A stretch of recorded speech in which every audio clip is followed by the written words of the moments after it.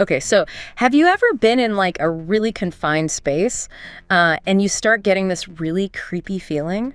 Oh, yeah. Like the person next to you, you can't trust them for some reason. Right. And you're kind of trapped there with them and it's really uncomfortable. Oh, I totally get that. Especially if it's a dangerous situation, right? Like there's a hidden menace lurking somewhere. Oh, absolutely. And you don't know where to turn or who to trust. Exactly.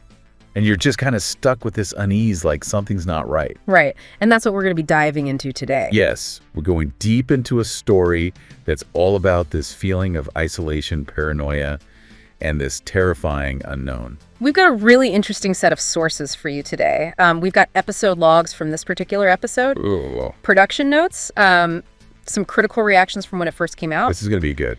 And we're going to try and piece it all together to give you a really clear picture of what happened. Yes, so get ready for a deep dive into a narrative that's truly captivating. Yeah, so the focus of our deep dive today is the 8th episode of the first season of The X-Files. Oh, a classic. Oh, ice. Such a simple title, but so effective. It is, and it really sets the tone for the whole episode. Absolutely. ICE aired on November 5th, 1993. So we're going back in time a bit. Back when The X-Files was just starting to gain traction. Right, and this episode really hooked viewers in. Oh, yeah. 10 million viewers tuned in to watch ICE. That's huge for back then. It is. It reached over 6 million households. Wow. People were clearly captivated by this story. They were, and for good reason. So tell me, what is it about ICE that drew in so many people? Well, in ICE, FBI agents Mulder and Scully are sent to this really remote research outpost in Alaska. Okay, already sounds isolated. Right, it's called Icy Cape. Oh, Icy Cape. That's foreboding. Isn't it? Yeah. And they're there to investigate this really disturbing mystery, a mass murder-suicide. Oh, wow. All the resident geophysicists are dead. That's a chilling start. And as they dig deeper into what happened, Mulder and Scully and their team... Okay, so they have a team with them. They do. They have a physician, a toxicologist, a geologist, and their pilot. Okay, so a whole group of experts to help solve this mystery. Right. But what they discover is way more terrifying than they could have imagined. What do they find? Extraterrestrial parasitic organisms. Wait, what? So it's not just a murder-suicide? No, it's something far more sinister. Okay, now I'm really intrigued. These organisms burrow into their hosts and cause this violent, uncontrollable rage. Oh, that's creepy. So like something from Alien? Kind of, but even more insidious, because you don't know who's infected until it's too late. Oh, so the isolation of the outpost becomes like a breeding ground for suspicion. Exactly. No one knows who to trust because anyone could be infected. I can see how that would make for a really tense and gripping episode. It does, and it really taps into those primal fears we were talking about at the beginning. Right. That fear of the unknown and the inability to trust anyone. Exactly. Now, what's interesting is where the inspiration for ICE came from. Oh, yeah. Where did the writers get such a creepy idea? Well, our sources point to a Science News article about an excavation in Greenland.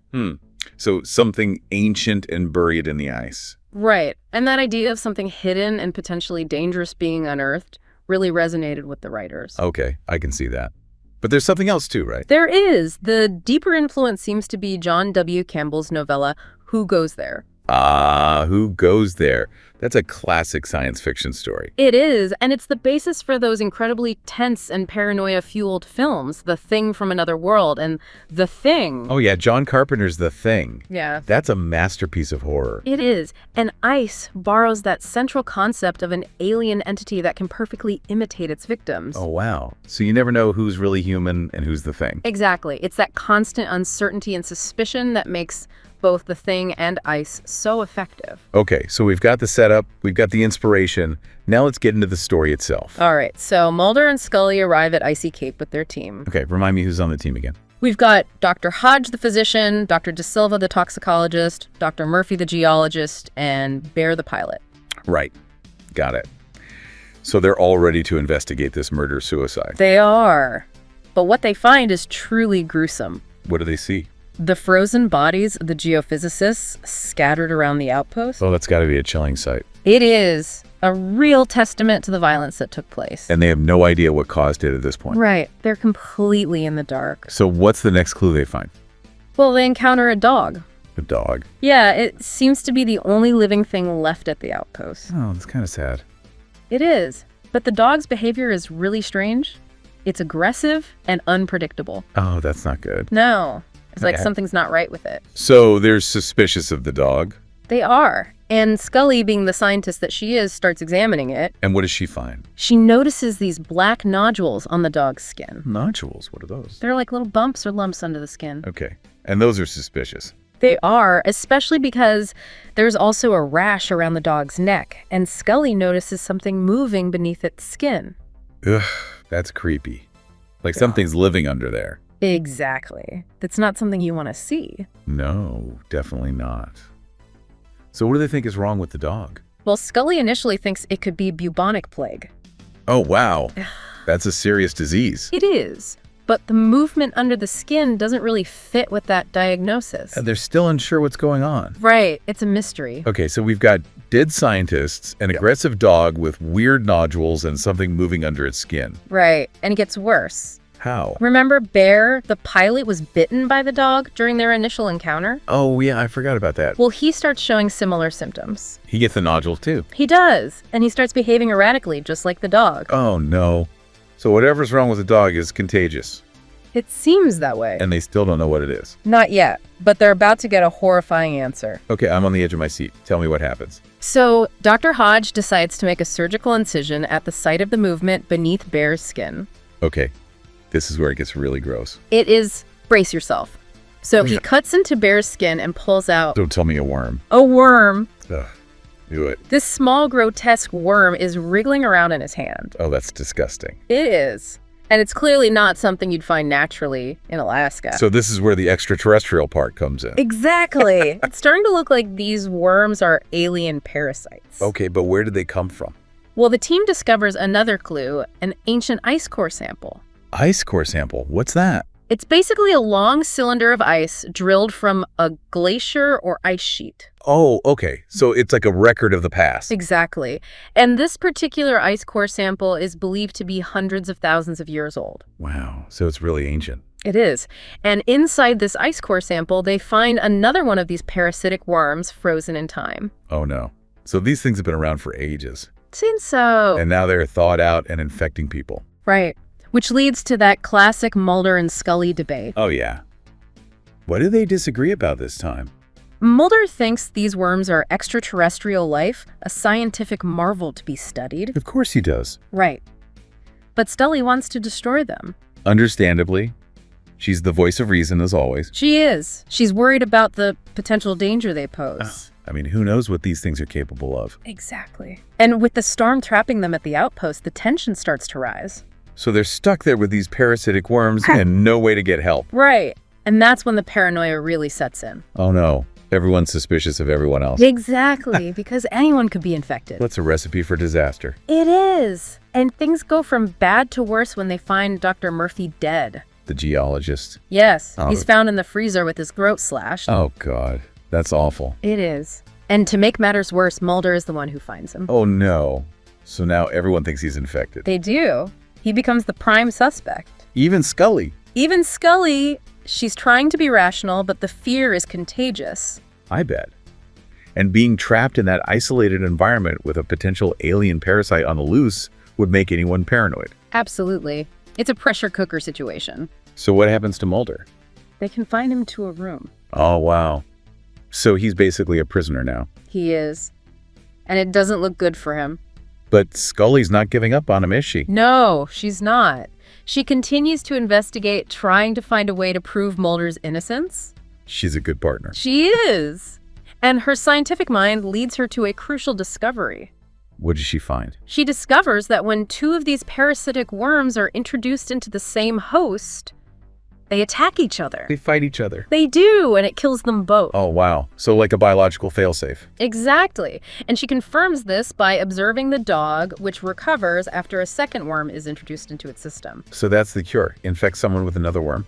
It seems so. Okay, but how do they convince the others? Well, it's not easy. I bet. Hodge and De Silva are convinced that Mulder is infected, and they're determined to stop him at any cost. Even if it means killing him. It seems so. They try to forcibly infect him with the remaining worm. What? But Scully knows that's dangerous. She does, and she tries to stop them, but they lock her in the freezer. Oh, no. They're going to kill Mulder. It looks that way. But just as De Silva is about to infect, Mulder Hodge notices something. What does he see? He sees the telltale movement beneath De Silva's skin. Oh, my God. She was infected all along. She was. The whole time she was pretending to be concerned about the threat, she was the one who was infected. That's a huge twist. It is, and it completely changes the dynamic of the situation. So now they have to stop De Silva. They do. And a chase ensues through the outpost. That's got to be intense. It is. It's a fight for survival. So do they manage to stop her? They do. Eventually, Mulder and Scully subdue her, and Hodge, with a heavy heart, introduces the final worm into her system. So De Silva is cured, but at a terrible cost. Right. It's a bittersweet victory. So what happens to everyone else? Well, De Silva and the dog are immediately quarantined. Makes sense. They need to be monitored. Right. And the rest of the team is eventually released. So they're free to go, but I bet they're traumatized. Oh, absolutely. They've been through a horrific ordeal. And what about Mulder? Does he get to go back to Icy Cape to study the worms? He wants to, but the government steps in and destroys the entire outpost. What? Why would they do that? It's not entirely clear, but it seems like they're trying to cover something up. Oh, that's suspicious. It is. It leaves you with this unsettling feeling that there's more to the story than we know. Right. Like there are secrets buried beneath the ice, both literally and figuratively. Exactly. And that's one of the things that makes Ice so compelling. It's not just a Monster of the Week episode. It's a story that raises questions about the nature of truth and the lengths people will go to protect it. Absolutely. Okay, so now let's dive into some of the behind-the-scenes details. Yes, I love hearing about the making of these episodes. Me too. So Ice was originally conceived as a bottle episode. Bottle episode, what does that mean? It means that the majority of the episode takes place in a single location. Oh, okay. So like a way to save money on production costs. Exactly. But didn't you say Ice actually went over budget? I did, the irony. Right. It is. So what happened? The story and the vision for the episode were so compelling that they couldn't be contained within the budget constraints. I guess sometimes you just have to go all out. Right. And the result is a visually stunning and incredibly atmospheric episode. Speaking of the visuals, the production designer for Ice was Graham Murray. And he's someone you might recognize. Why? Has he worked on other X-Files episodes? He has, but he also worked on John Carpenter's The Thing. Oh, wow. That makes so much sense. It does. He brought that same sense of claustrophobia and isolation to Ice. It's like a visual callback to that classic film. Exactly. Now, what's interesting is that while the overall atmosphere was really sophisticated, the special effects for the worms were surprisingly low-tech. Really? How did they do it? They used super mealworms and wires under fake skin. Wow. That's pretty ingenious. It is, and it created these really creepy and realistic-looking creatures. I guess sometimes the simplest methods are the best. Sometimes they are. Though they did use digital effects for certain scenes, like when the worms are swimming in the jars. Oh, yeah, and that scene where one burrows into the dog's ear. That was a tough one to watch. It was. And it's interesting that they filmed extra footage of the worm scenes just in case the network censors wanted to cut them. But they didn't end up needing to make any cuts. So the worms got to wriggle freely. They did. And speaking of wriggling ice, was a big break for Toby Landala. Who's that? He was the makeup artist on the episode, and it was his first major role on the series. Oh, cool. So he went on to do more X-Files episodes. He did. He became the chief makeup artist. That's awesome. It is. And here's a fun little fact for you. The dog that played the infected canine was actually a parent of David Duchovny's own dog, Blue. Oh, that's cute. It is. A little bit of warmth amidst all the icy terror. And it's not the only connection to the cast and crew. Right. Ken Kersinger, who played one of the scientists in the cold open, was actually the series' stunt coordinator. Wow, talk about wearing multiple hats. I know. It's amazing how much talent goes into making these episodes. It is. And Ice is a great example of how a seemingly simple concept can be executed in a truly masterful way. It is. It's become one of the most iconic episodes of The X-Files. And it introduced themes that would reappear throughout the series. Right. The isolation of remote locations, the fear of the unknown, the threat of parasitic organisms. It's like a blueprint for later episodes. It is. And it also had a huge impact on the relationship between Mulder and Scully. Oh, how so? Well, it really tested their trust in each other. I bet being trapped in that situation with the possibility that the other person is infected. Exactly. It would put a strain on any relationship. But they came out stronger on the other side. They did. Their bond was solidified by the shared trauma of the experience. It's good to hear. I like it when they work together. Me too. And the critics loved Ice. What did they say about it?